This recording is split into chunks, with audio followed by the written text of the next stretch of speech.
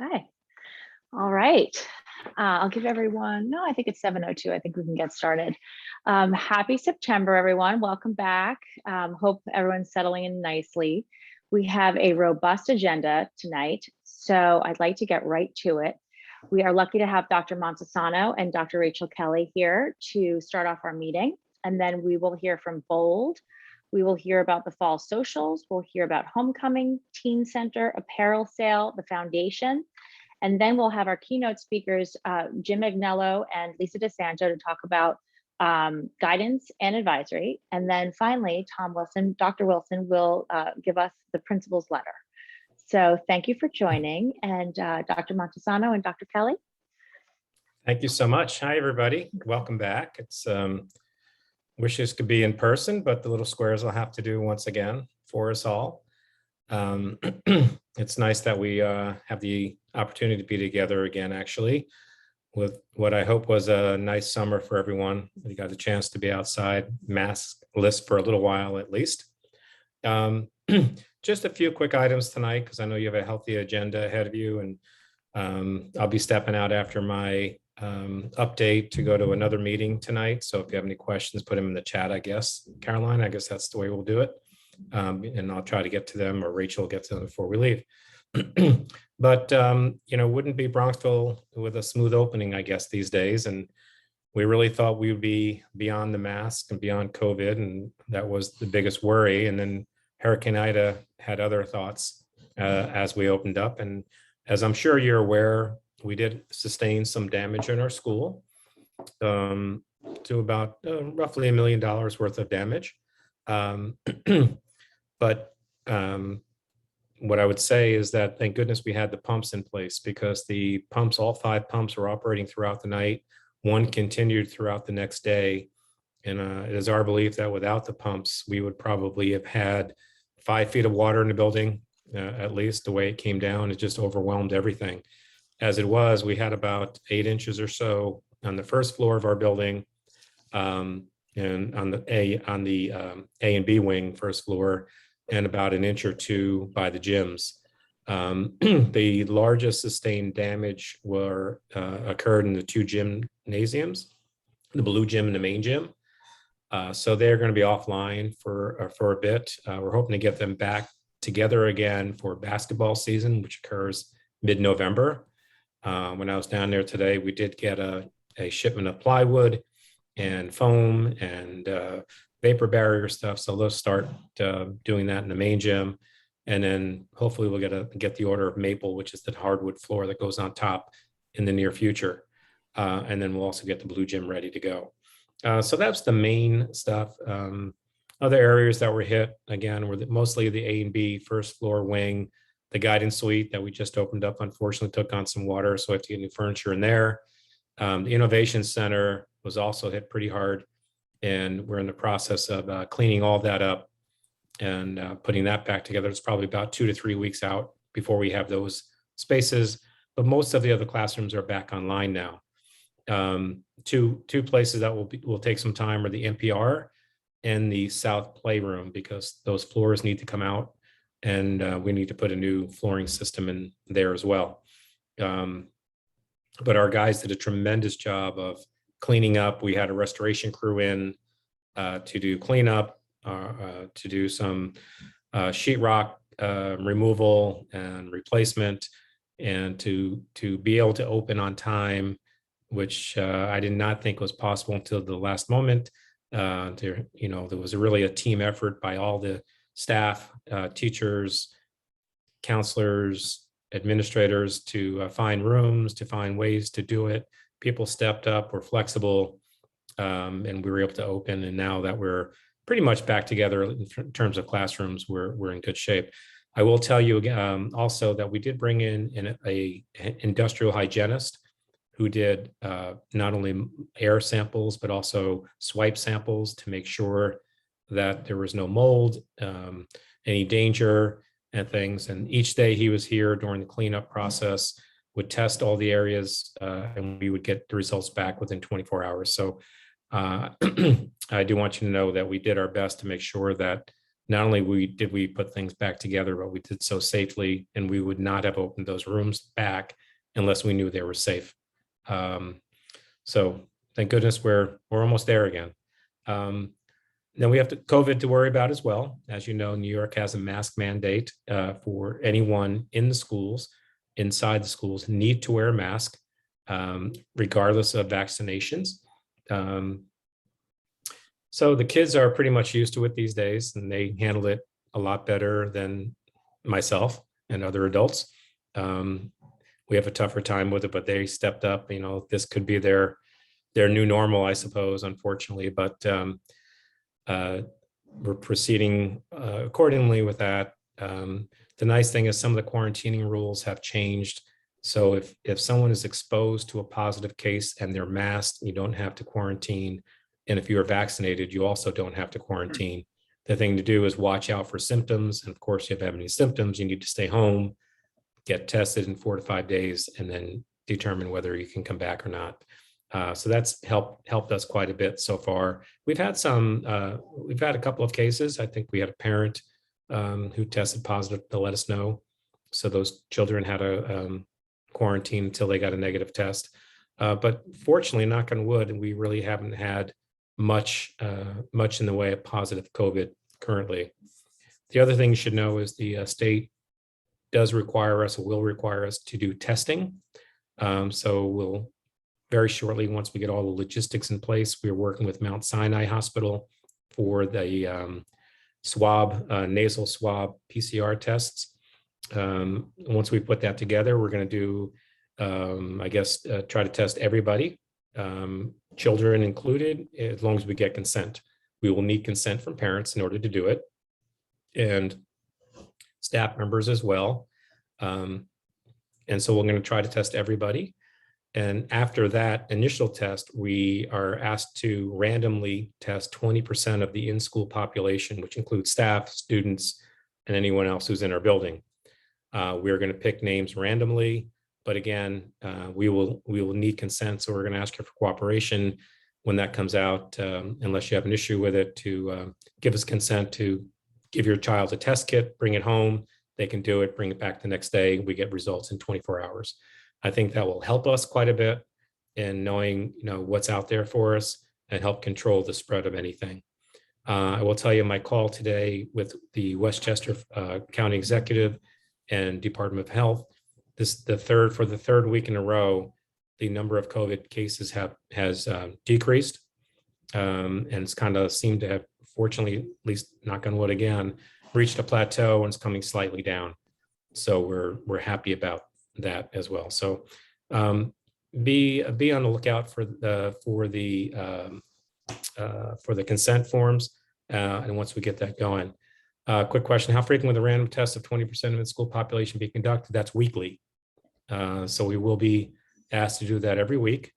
And depending on the level of consent we get, our thought is to maybe do it alphabetically, A through E or whatever, randomly, and then next set of alphabet numbers. So that if you were picked and you're an A through D, the chance of getting picked again will be, not for a couple of weeks. So you're not picked randomly every week. That might put a burden on some people.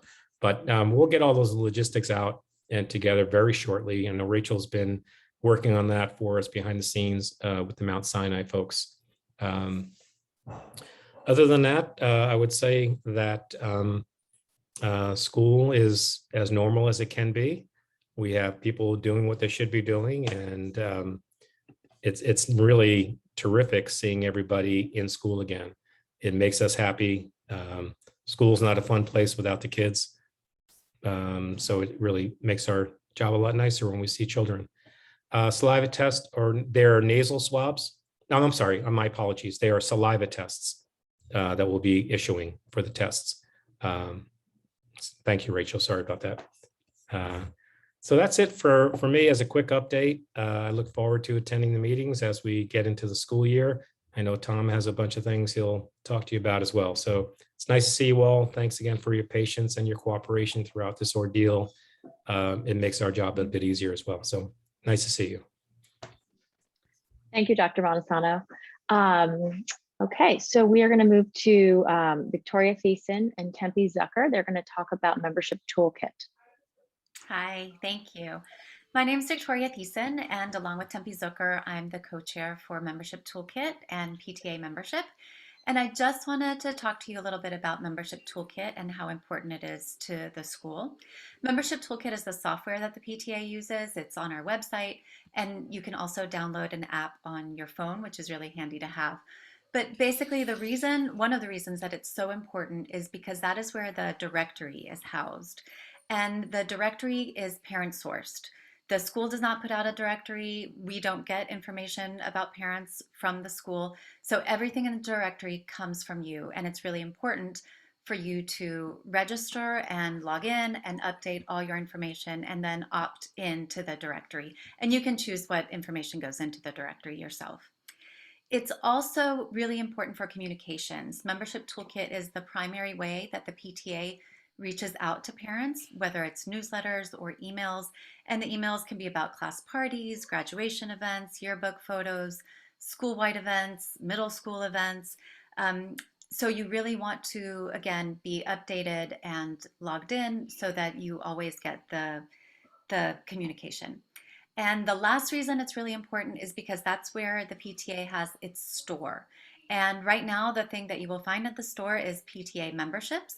But as the year goes on, you might find tickets to the fall socials or tickets for plays, holiday events, Memorial Day, everything will go through Membership Toolkit. So once I'm done, I will put the link to Membership Toolkit in the chat so you can follow up and update your information.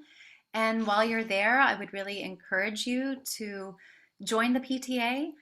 The major source of income from the PTA comes from your dues, and that money goes to fund and subsidize a lot of events, both school-wide, like Be Well or Bold programming. For middle school, it also goes to teen centers. It goes to Basque, 8th grade graduation activities, community service. There is so much that the PTA does that your membership dues really help with. And lastly, this year, when you become a member, we have these really lovely grocery bags that we just got, and we will be distributing them while supplies last to members starting in October. So that's a great reason to become a member. And if you're already a member, thank you so much because, like I said, it really helps a lot. Thanks.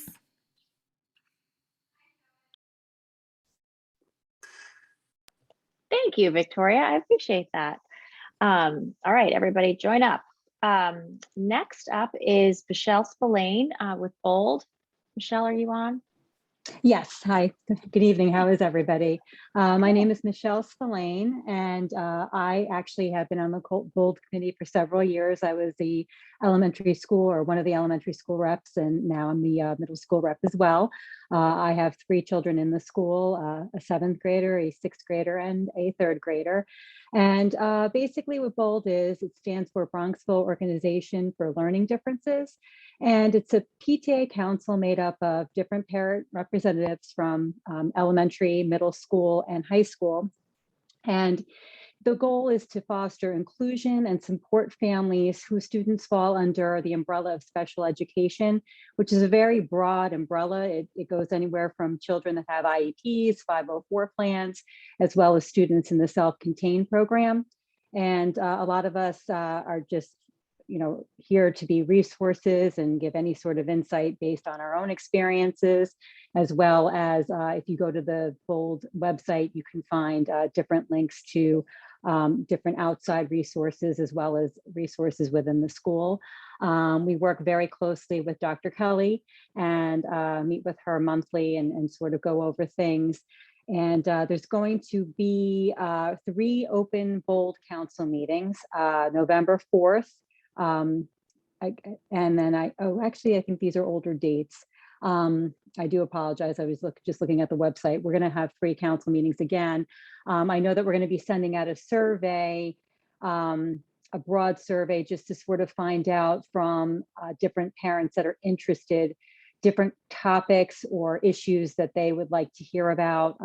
We sponsored or co-sponsored different events last year where, we either had the different special education individuals within the school and psychologists meet and kind of discuss everything that they do, the different resource room teachers, sort of describing what they do, and then we just basically hold different things like that as more, again, just resource and information for parents. You can go on the website and you can see who your school representative is, but just feel free to reach out to anyone, and everyone's very responsive.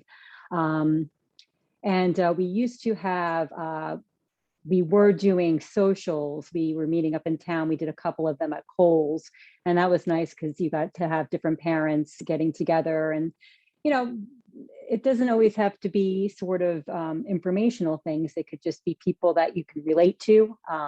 Sometimes it's nice to speak to somebody that's going through a similar experience, but that's basically what we're here for. We're here to, sort of give resources, any sort of insight, and just really, help with the inclusion and support of our families that fall into the special education umbrella. Thanks, Michelle. You're welcome. We are going to move on to Hillary. Oh, actually, Jen Heathwood is going to talk to us about both fall socials and homecoming. Hi, everyone. Thanks for having me, Caroline. So I'm Jen Heathwood. I'm the PTA president this year, and I wanted to tell you about a couple great things we have coming up. One is homecoming. Homecoming is the week of September 27th. It's a week of activities and games here at the school, and the school rents lights so that there's some excitement around games at the end of the week and we can play under the lights. It all culminates with the varsity football game on Saturday at 7 p.m., but there's a lot of other great matchups and all the teams get some local games in. So the schedule for that will be coming out over the next week or so. Take a look at that. And it's a great way as middle schoolers to go down and check out the teams and get some excitement around our community and our school. We're really excited that there'll be the apparel sale will be present, and the Bronco Barn and Grill will be open, which hasn't been open for a year and a half. So we're really going to have some great activities and feel a little closer to normal. And a couple things I wanted to note. As middle schoolers, there is a barbecue on Thursday that is run through our cafeteria to celebrate homecoming week. That's during lunch. So you'll get information about that coming up. And one thing to note is that there are some events that happen that are dedicated just to high schoolers. So on Wednesday, the 29th, there's a parade and bonfire at the school and around the school, and that is exclusive to high schoolers. So please keep it that way. And even if you have a middle schooler who is playing on a JV or varsity team, they're still not supposed to attend those events. It's just exclusively for high school students. So please keep that in mind. But other than that, all of the games, please go down and support the school and your community and our athletes. And it should be a really exciting time. What else do I have? Also, homecoming weekend. I don't know if you guys remember, for Memorial Day food truck night, we raised some funds to fund PTA Unity benches, which have been placed around the school, and the plaques will be going on. So we're going to dedicate them Saturday morning, October 2nd of homecoming weekend. And we also use some of those funds to create a COVID-19 time capsule, which I wish at the time we were hoping COVID-19 would be well behind us by this point, but we have moved a long way. So this time capsule has taken shape into to be a window display in our new high school atrium. And we'll be unveiling that on October 2nd. And more details will come on that, but keep an eye out for that. And then additionally, I wanted to talk about fall socials, which are back, and we're so excited. So fall socials are grade for elementary grade level events. For middle school, it's one event for the middle school parents. It will be hosted by a local family and co-hosted by families at somebody's home. I don't want to say yet, but we're working on details, and it will be in October. The theme of fall socials is Oktoberfest. It will be craft beer, wine, and cocktails. No food this year because we're sorry for the noise. We're trying to keep we are working to keep these as COVID safe and be smart about it. So they'll be outdoors only. They will be for vaccinated adults only. And it's just going to be beer, wine, and cocktails, no food service or past hors d'oeuvres this year. So information on that will be coming out over the next week. So take a look for that as well. And overall, we're just so excited to be back and be able to do some of these things while being smart about being safe. So welcome back, everyone, and let's get going. Thanks, Jen. One question in the chat was, is there a list of homecoming events somewhere? So that I saw a draft of it today, so they will be coming out soon, and I'm sure that will be emailed from the Athletic Council. Caroline will send it out to middle school through the Membership Toolkit platform. So that's just another reason to make sure you're on there and registered, and then all the details will come out. Okay. Someone also asked about if only vaccinated, the person asked, did you say that only vaccinated parents are allowed to attend the socials? Yes, we're limiting the guests to vaccinated parents. And please, if you're not comfortable for any reason, there's no pressure to attend. It's just something that we're offering out there. It will be outside, it's mask optional, but for the safety of the hosts and the community, we ask that only vaccinated parents attend. And when you purchase tickets, you'll be asked to attest to your vaccination status.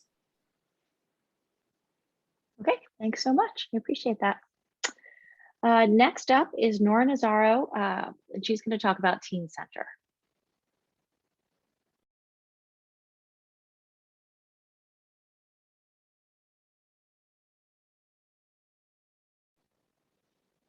See if Nora's on there. Nora, you are muted. Oh, I'm muted. I'm sorry. Hi, I'm Nora. I'm part of the Teen Center Committee along with Laura Buster, Gina Lodi, and Augusta Moore.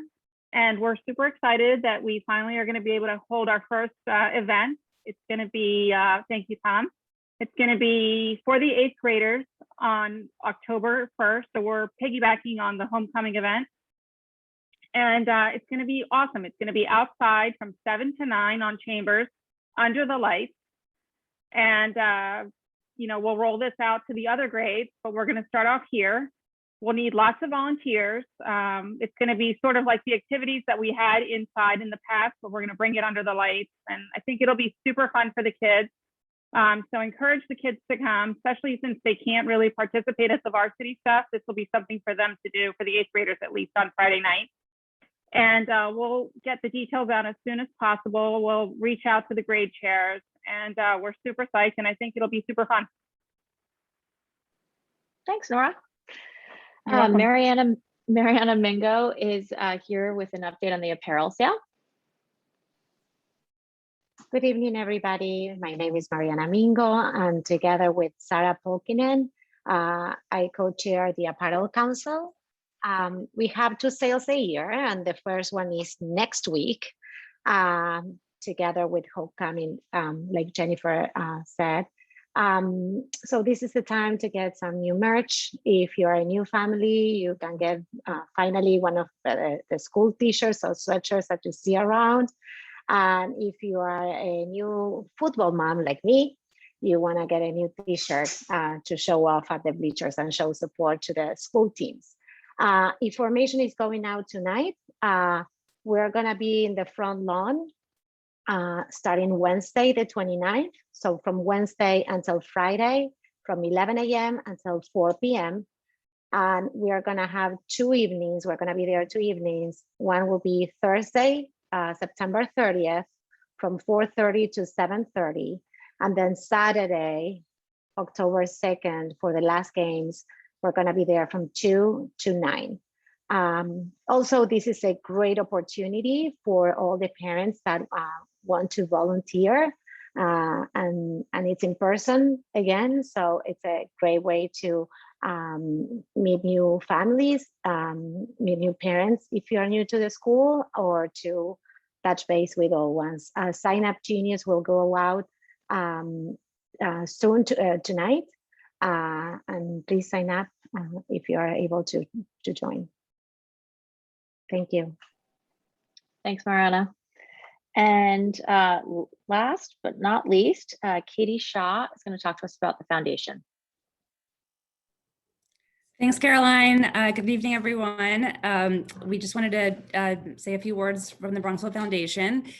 We're happy to announce that this academic year marks our 30th anniversary. So since 1991, the foundation has funded more than $11.5 million for the Bronxville School. And these grants have funded an array of initiatives across the elementary, middle, and high schools, touching on everything from academics to the arts to athletics, to new facilities and technology, including many of the upgrades that we needed to operate so well in COVID last year, support services, professional development for teachers and staff, and several health and wellness initiatives over the years. So it's an exciting anniversary for us. We will be kicking off our annual campaign and community drive in late October. So please look out for the mailing. It'll be coming to your homes. Our goal is to achieve 100% participation from families this year. So please look out for that. And for more information on the foundation, our grants, please follow us on Instagram, Facebook, our website for more information throughout the year. We'll also have a grant cycle coming up later this year where we welcome faculty members, students, community members to send in grant proposals. And we thank you so much for all of your past support, and hope you'll consider supporting us again this year. Thanks so much. Thanks, Katie. All right, now we're getting to our keynote speakers, and we have Aaron Kind, who's the Director of Guidance at the school. He's going to introduce Jim McNello and Lisa DeSanto, but I'd like to introduce you to him.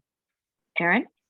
Yes, thank you very much. Good evening, everybody. It's nice to see some familiar faces and names, and to everybody else that I have yet to meet, hello, good evening. It's nice to virtually meet you. As Caroline mentioned, my name is Aaron Kind. I'm the Director of Counseling for Bronxville School. This is my 2nd year as the director, my 6th year in the district. The previous 4 years, I served as a high school counselor.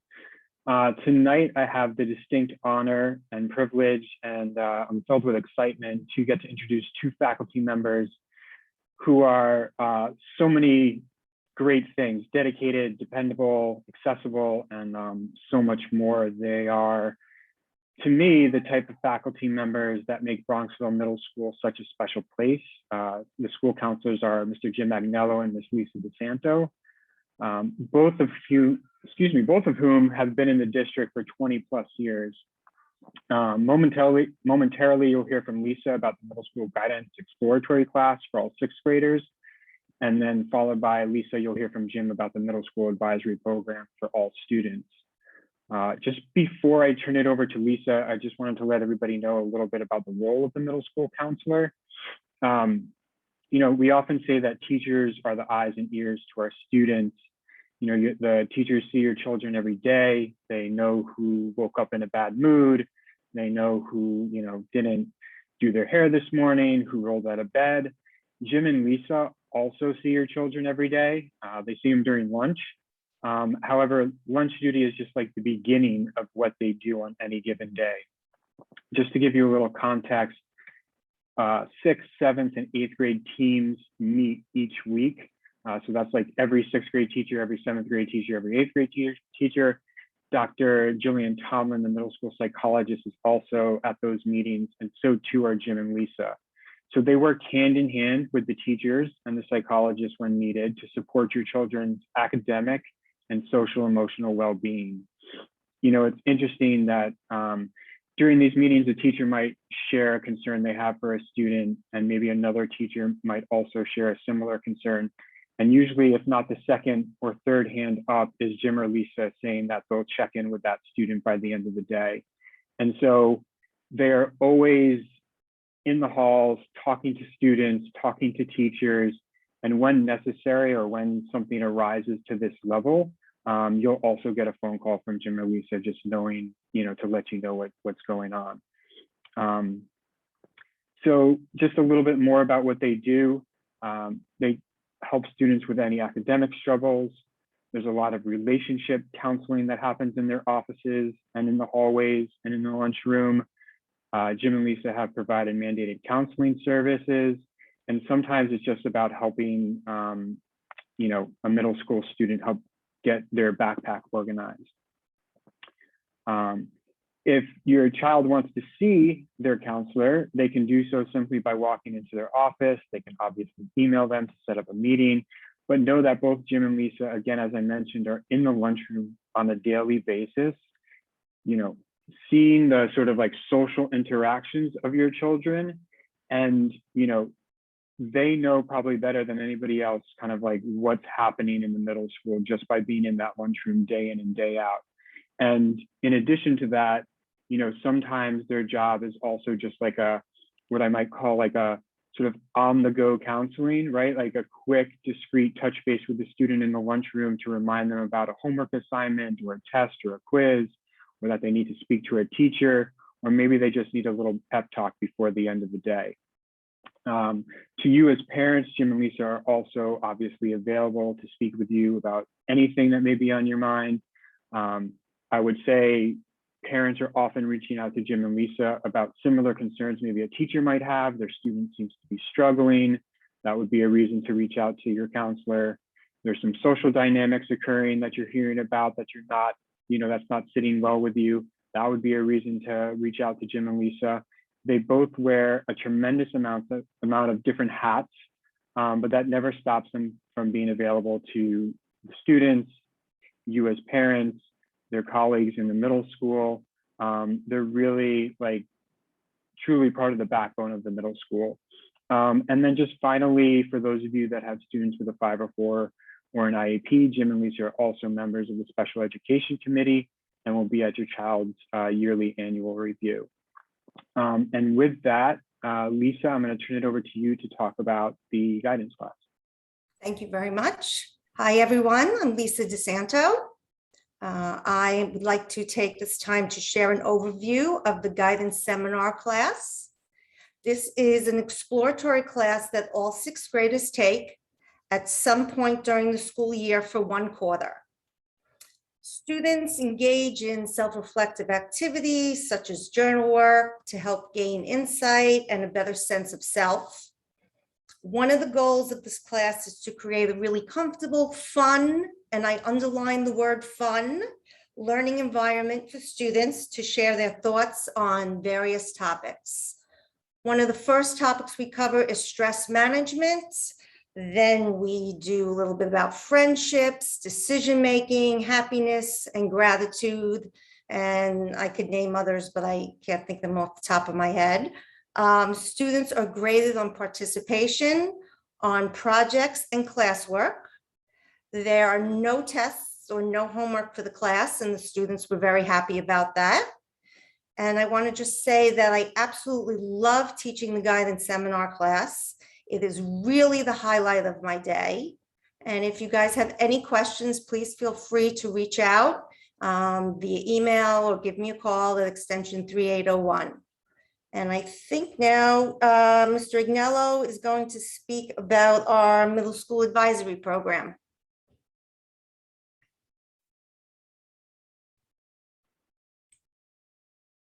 There we go. Hello, everyone. I'm Jim Agnello. As Aaron and Lisa mentioned, their colleagues in the counseling department. One of the things that makes Bronxville also very unique is its advisory program in the middle school.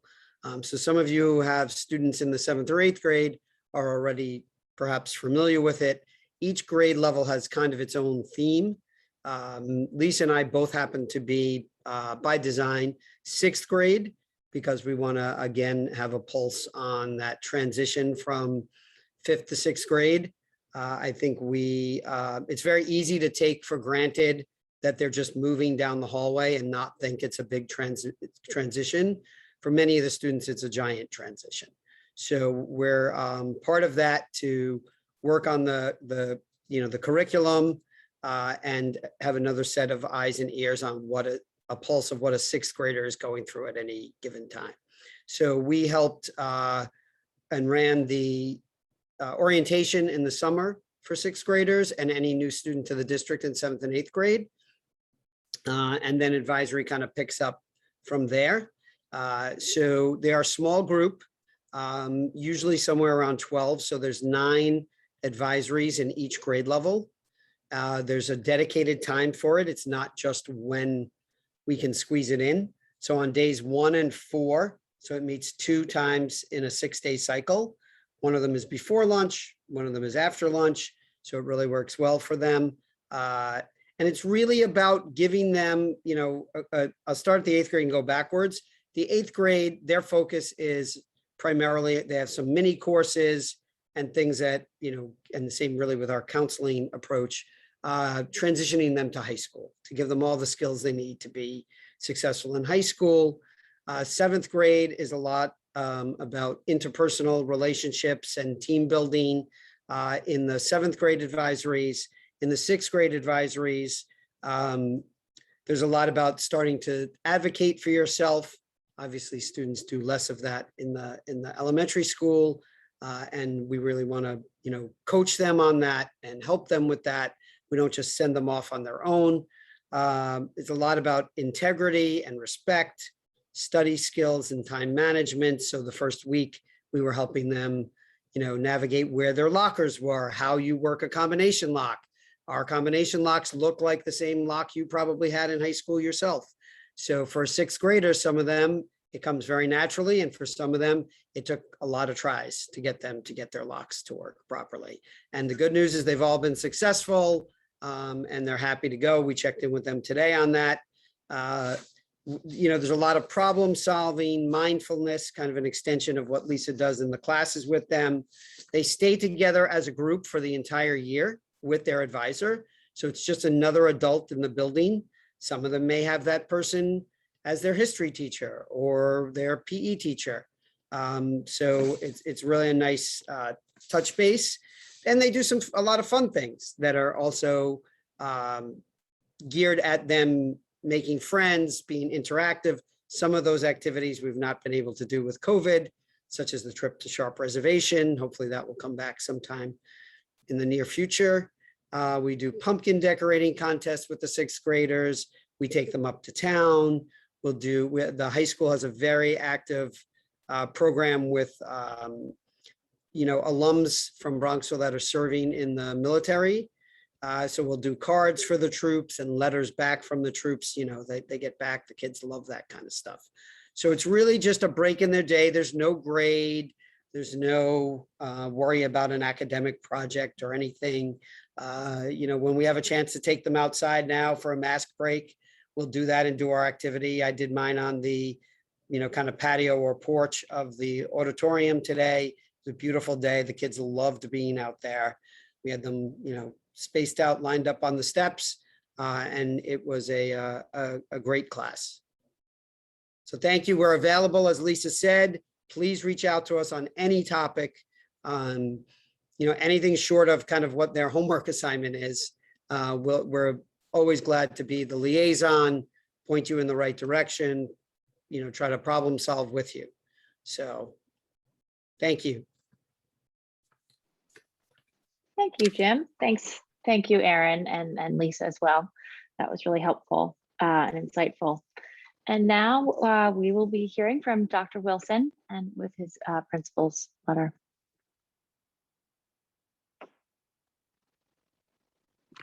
Thanks, Caroline. I appreciate seeing so many of you here. Nearly 25% of the families represented. I'm impressed and thankful to see so many of you. We have had just an absolutely incredibly smooth start to the year, considering all the things that have been thrown at us.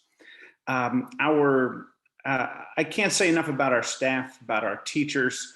To say they've been flexible, to say that they have been able to respond to situations on the fly, in the moment, and make not only the best of things, but make things the best, has been really heartwarming. And I am in awe of the ways in which our faculty basically, when they hear something is off and needs to be changed, they just say, got it.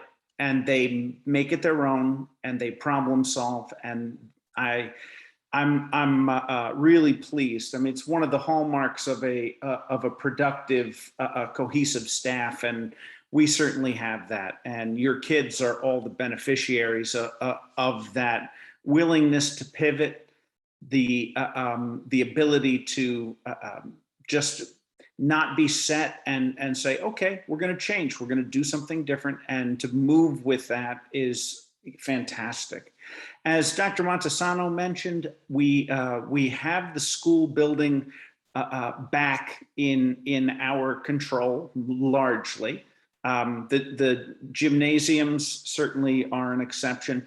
We have one room that is an exception, and that's B110. Why one room?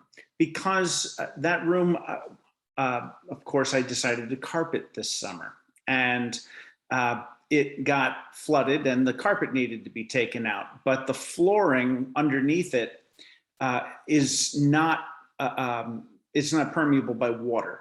But it's sticky. So it has to be dried, and it's dry now, but it has to be recarpeted. It can't be brought back to a normal tile floor, which is not the worst news, because I'd love to get a few years of carpet out of that room before we have to consider water again. But that room is shared by Sarah Sonnenschein, our 8th grade math and algebra teacher, and Cassie Kaplan, our Latin teacher. They both share the space for teaching, so the room is used a lot during the day.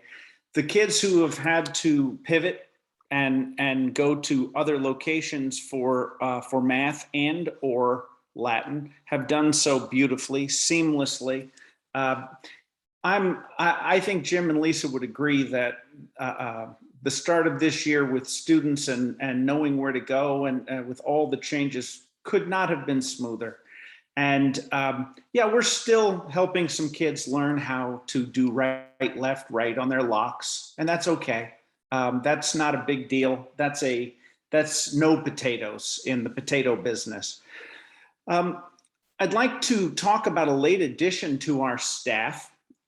One of our teachers, Mr. Connor Mitchell, has taken family medical leave for the first quarter, FMLA leave, and he's home with his newborn, which is lovely. He's gone for the first quarter, and if you'll indulge me, I'll try and explain this 3-cushion shot and why we've done it this way. We actually decided not to replace Mr. Mitchell for the first quarter because of the complexity of the classes he teaches. He teaches a lot of sections of algebra. So what we decided to do was move Miss Oliveri into Mr. Mitchell's classes for the first quarter. And Miss Oliveri, who is teaching what Mr. Orsenego was teaching before this year, Miss Oliveri's classes, even though Miss Oliveri is in school every day, Miss Oliveri's sections are being covered by a leave replacement, Sean Williams. And Sean comes to us most recently from Pearl School, before that Roosevelt high school in Yonkers. And before that, he was in a Teach for America candidate, and he worked in Newark, New Jersey. And before that, he worked in Catholic school. And his recommendations were glowing, stellar, and people made clear that he's a gem and somebody that we were fortunate to secure.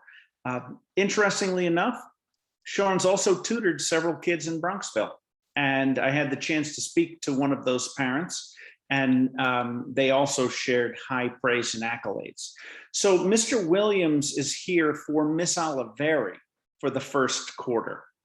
After the first quarter, Miss Oliveri will go back to teach her 7th grade honors classes, and Mr. Mitchell will be back to teach his algebra, and he teaches one section of 7 honors as well, I believe. Next, I'd like to just talk for a second about a couple of housekeeping issues. The first being out to lunch procedures. If your child is in 7th or 8th grade, they are allowed to leave campus to go uptown to eat lunch. You do have to fill out the out to lunch form. I think it's called the off-campus consent form. It's on the middle school website. I've also sent it several times, but your child really needs to have that in place because they can't really leave the campus without that being sent by a known email address back to me. It's very important. Please, if your child does go uptown to eat, we need your help in reinforcing proper etiquette and rules for engagement in public. We had some disappointing news back from some village officials who told us that the kids really left the town in shambles on the first day of school. I'm really proud to report that that hasn't been the case since then, except today. And interestingly enough, the 7th grade kids ran into my office to tell me it wasn't them, it was 9th graders. Fair enough. It very well could be, but unfortunately, as a middle school, we get blamed for everything. So we have to be really careful about doing our best to leave the village in good shape. So maybe people who are watching will see if there are older kids making bad choices. But it's very important that they don't walk 6 abreast as they walk down the sidewalk and make older people move out of their way. It's very important that they don't walk in the street. It's very important that they throw their garbage out, that they don't sit more people around a table in the village than the table is supposed to hold. So if the table at Il Baccio has 4 seats, you can't put 6 people there. It's unacceptable in COVID to do that.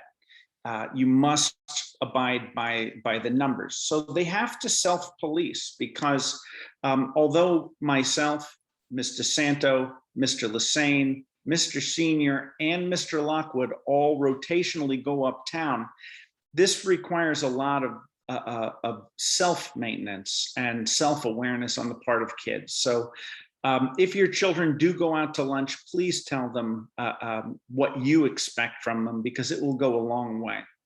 I also told the kids that if we get negative reports, we're just not going to go uptown. That's not a veiled argument. That's true. We can't abuse the village, and we really think that our kids are capable of a lot more, and they're showing us that. So I'm really happy about the trajectory since the first day. One of the things that it's one of the unanticipated or maybe slightly anticipated consequences of COVID and people not having as much social time and engagement in person is there's probably been a higher instance of phone use in many houses, not only for things like TikTok, but also to message and talk to each other. Amazingly, last year, after the first few weeks of school, we had no issues with social media and phones. Really none, nothing to speak of. This year, we don't have any either. But I want parents to know that that's not a fingers crossed, we hope it's going to be the same. We do a lot of work during the course of the year with kids and parents on appropriate uses for social media, the inappropriate ways in which people, by the way, adults are included in this too, the inappropriate ways in which people try and solve problems using things even as simple as text. Very little gets solved with text. Very little gets solved on social media. I'm sorry to say that most people don't have that highly developed sense of social connection to make those kinds of decisions. And what ends up happening is issues get bigger, they get harder, then misuse starts happening, and people start sending what other people send to other people. And what did you think of what he said? And it spirals. This is all education that Carol Del Giudice does with her classes every quarter. This is a conversation that is definitely part of what Lisa does in guidance seminar. It's part of what every advisory touches on. But we also are fortunate that we have interested high school students who are willing and able to come back to us to discuss the proper uses for media and for social media, and also to help kids understand more about how they can navigate this time, because they need lots of information from multiple sources. We also have several speakers Brad Ashley has on deck for us to consider for helping parents understand more about social media and how to navigate that in homes. If you are a parent who has decided to hold the line and say, we're not doing phones, I want you to know you're not alone. You are not the only one, no matter what your kid tells you. You are not the only one. There are lots of parents who mete out this privilege by family decision. Some people don't give phones until Christmas is 7th grade. Other people, it's your birthday in 6th grade. Other people, it's what have you. Stick to what you believe in. Stick to what makes sense to you, and don't cave in that, oh my gosh, if I don't let him get a phone, he's going to be behind academically. It's got nothing to do with academics. Yes, once in a blue moon, some of our world language teachers use the record voice function, but there are ways around that with the Chromebook. That is really literally the only time phones are of any significant value during school, and they're not that valuable. You can certainly work with Chromebooks. So please don't think that you should be under any pressure to cave on the cell phone issue. And if your children already have cell phones, remember, you own them. They actually belong to you. So what happens on those phones is your business as well. And it is completely okay for you to check and see what's on your child's phone. And if you don't like what you're seeing, you got to say something. And it's really okay to call another parent and say, I'm so sorry to let you know this, but I think our kids are being really ugly with each other on the phone. Most parents, 95% of parents, will be grateful that you took that opportunity. 5% won't, and maybe that's important for you to know as well. But most of the time, parents are very amenable to hearing what other parents are noticing, and kids need to know that too. I mean, they have.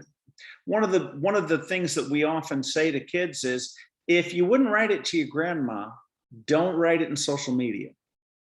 It's pretty simple, but social media is kind of like the basketball court when no one else is around. Language can get pretty salty, and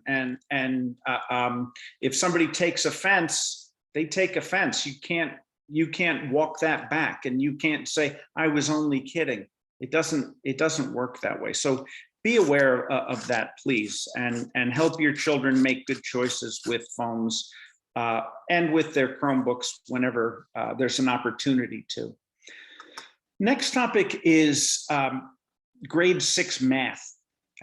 In the first quarter, and about halfway through the first quarter, the teachers are going to start offering students the opportunity to take some advanced math. It's accelerated, but really it's going deeper, not faster. The math will include packets weekly.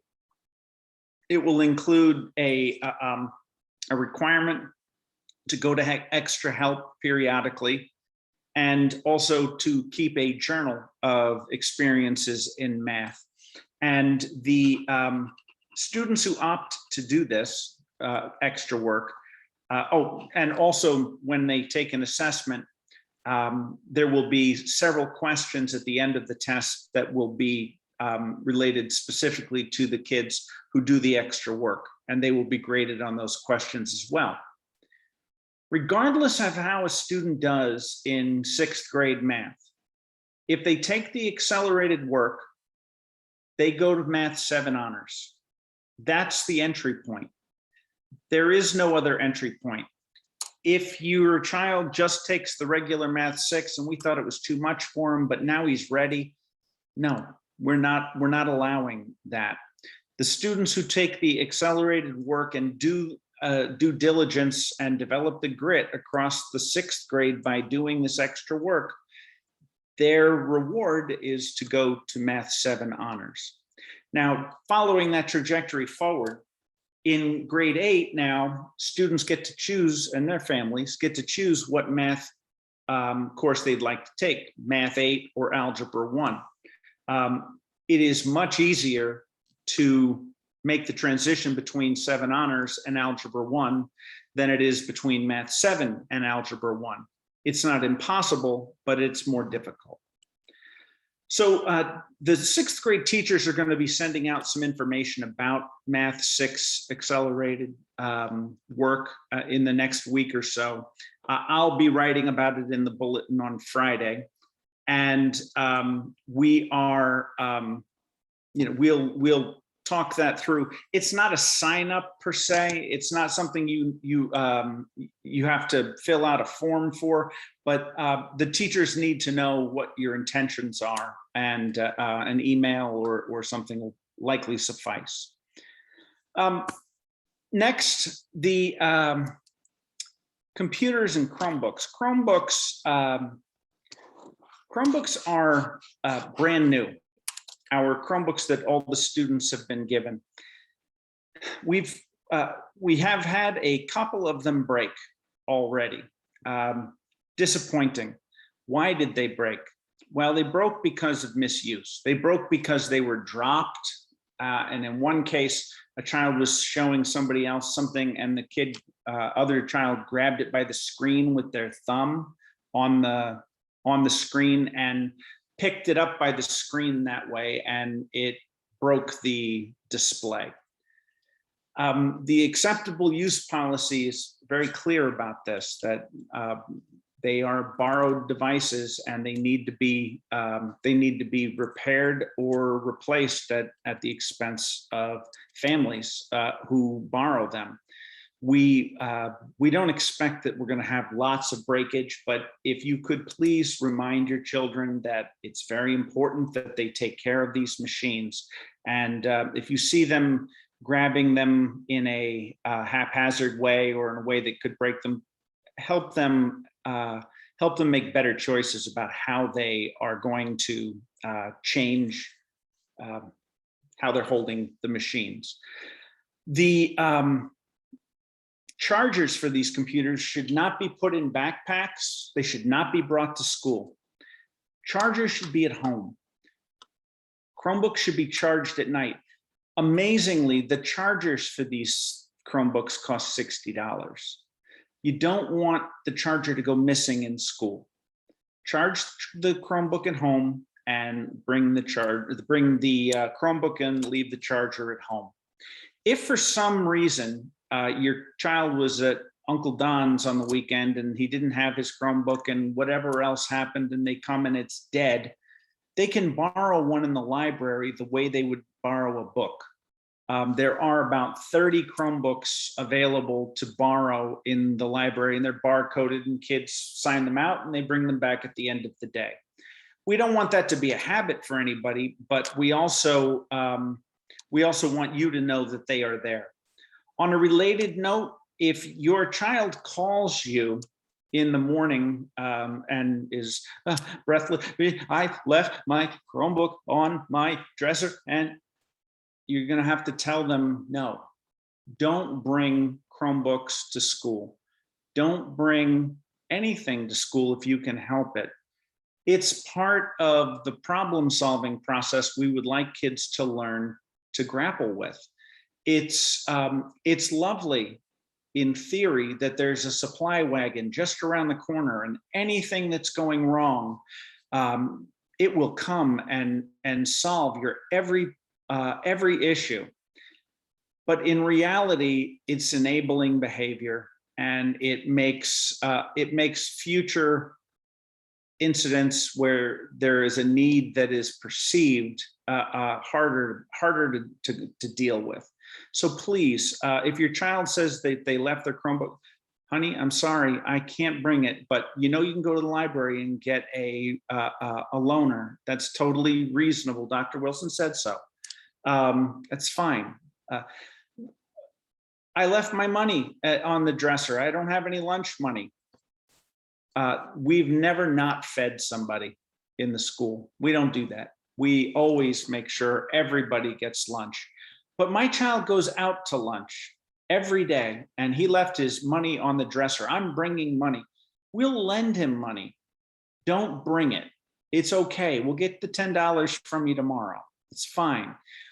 It's not that we don't want to see you. Please don't misunderstand me. It's that there's a context to coming to school that is there's a false sense of making things right and saving them from some situation where we really ought to be having them talk to their teacher, make an arrangement. If there's late homework or something, they have to make that arrangement.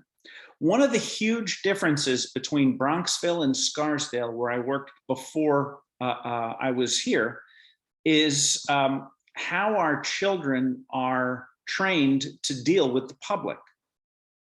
In Scarsdale, I had to beg parents to give their kids a box and $20 and go stand online at the post office, mail the package, make change, talk to the person. This was something kids in Scarsdale had very little exposure to.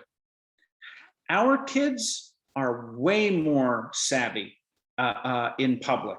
They need to put their garbage in the can, but they're still more savvy in public. And they're also better problem solvers on average because of that. And our kids need to be in a position where they have to tell their teacher that they left something at home and then make an arrangement for how they will get it. Many times the teachers are going to be very gracious. In the cases where they're going to hold a line, there's a lesson learned. And it's important to us that our parents really try their best not to cave in. It happens. Look, we get cleats at $250 for games. We're not staunch on it, but if you could help us, it would be great, and it would help your kids as well. The next and last piece I want to talk about right now is math, and the math for the 8th grade. Students who took Algebra 1 were asked to ultimately this summer take 2 full courses in Khan Academy in order to sit for the class. One of those classes was Math 8, and the other class was entitled Getting Ready for Algebra 1.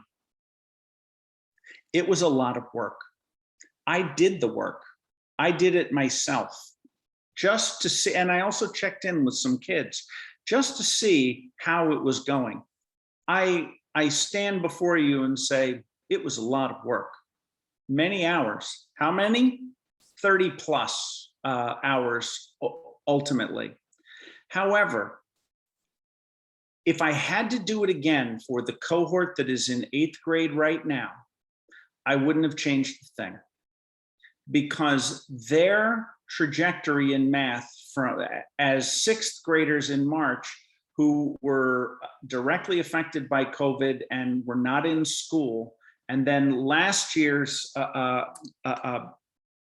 issues with COVID and with our unfortunate shuffling of teachers in 7th grade due to things beyond our control, meant that it would have been a dereliction of responsibility to suggest that kids didn't need extra work in order to eclipse an entire year of math and go to 9th grade math.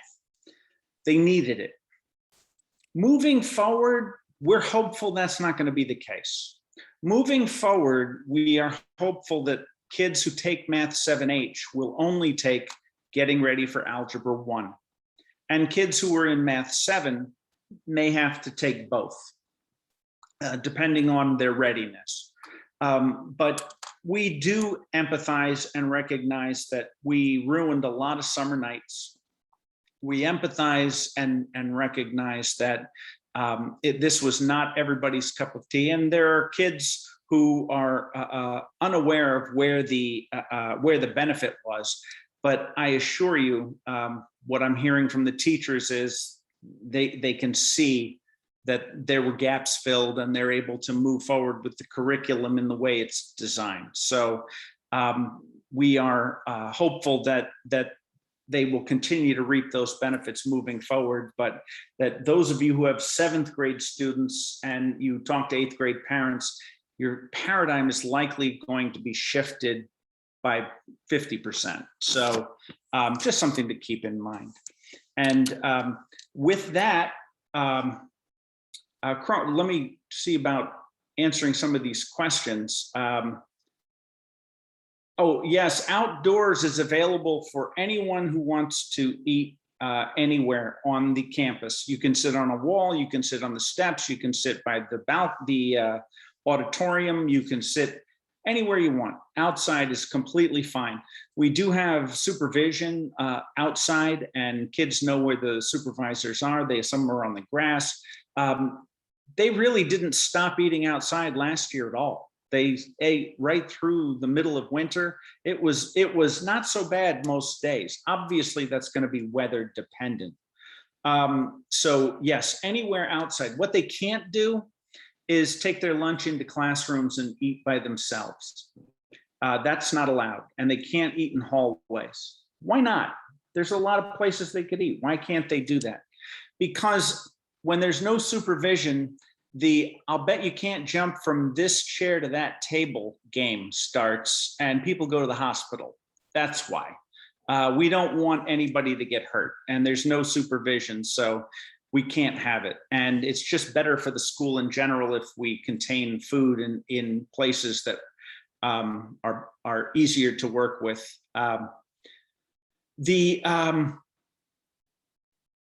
Children do not have textbooks for every subject that can be brought home.